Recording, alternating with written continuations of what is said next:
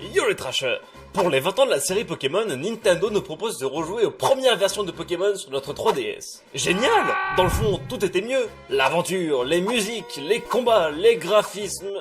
Bon d'accord, c'était pas super beau. Attendez, j'y pense. Vous souvenez-vous vraiment de comment c'était à l'époque? Pour l'occasion, je vous propose de redécouvrir ensemble des Pokémon à l'aspect insolite, curieux ou tout simplement ignoble.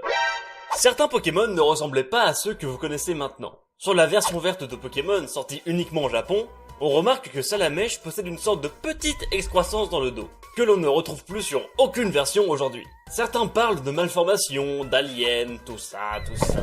Mais personnellement, j'imagine plutôt cela comme le début de la croissance des ailes de Dracofeu. Je trouve que ça a du sens, mais à vous de me dire ce que vous en pensez. On pourra aussi noter le design de Phantominus, qui n'était rien de plus qu'un nuage de gaz avec des yeux. Ou encore Canartichaud, qui personnellement me fait beaucoup penser à Donald Duck. Des Pokémon qui ne ressemblent plus à ceux de maintenant, il en existait aussi sur nos versions européennes. Exemple avec Noneuf, ce Pokémon qui ressemble à 6 œufs de même taille. Laissez-moi vous présenter Super Noneuf. Des mystères comme celui-ci, il en existe bien d'autres. Exemple avec Smogo, dont la marque en forme de tête de mort était sur le sommet de son crâne plutôt que sur son menton. Krabos, dont les deux pinces étaient de même taille. Crushtabri, qui était à l'envers. Les mecs, mais qui a foutu Crushtabri à l'envers, quoi? Le plus mystérieux reste Coconfort, qui était équipé de griffes. Comme pour Salamèche, on ne retrouve plus ses griffes sur aucune version.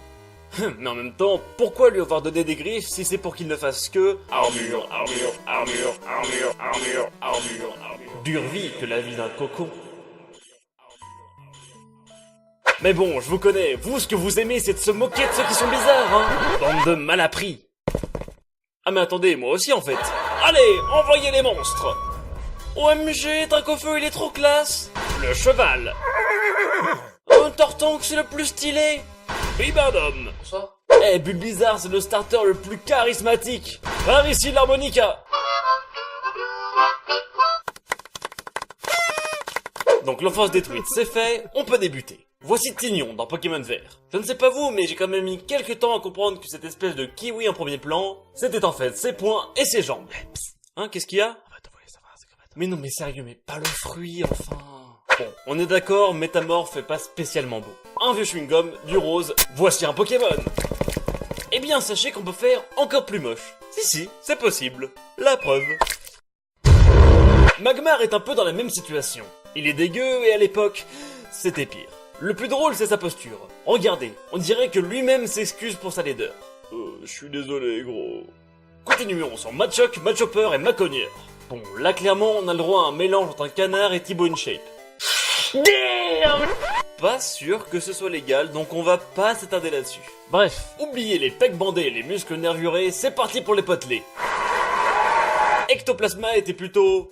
dodu. Mais le plus impressionnant reste tout de même la légendaire souris électrique. Non mais regardez-moi ce beau bébé.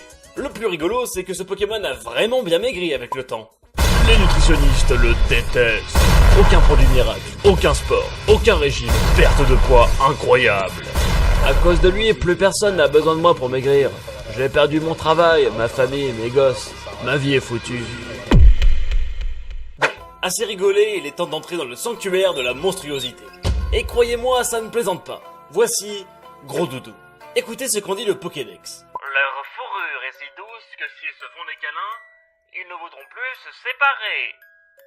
Et pourtant, regardez-moi ces yeux. Vous font-ils penser à des Pokémon tout doux qui se font des câlins? Mais attendez, vous n'avez encore rien vu. Faites entrer le terrible Nosferalto. Regardez-moi cette bouche. Et cette langue. Tout simplement terrifiant. Hein, quoi? Terrifiant? Sûrement pas autant que... Noix de coco. Ces trois têtes qui semblent avoir été greffées par le biais d'expériences horribles. Clairement le genre de bestiaux que je pourrais voir dans mes cauchemars. Prends la palme de Pokémon le plus chelou, et va-t'en. Très loin s'il te plaît. Et voilà les trashers, cette découverte des Pokémon bizarres se termine. Abonnez-vous à la chaîne et... Hein, qu'est-ce qu'il y a? Il y aurait pire? Mais non, vous mentez. Qu'est-ce qui peut être pire que ça, quoi?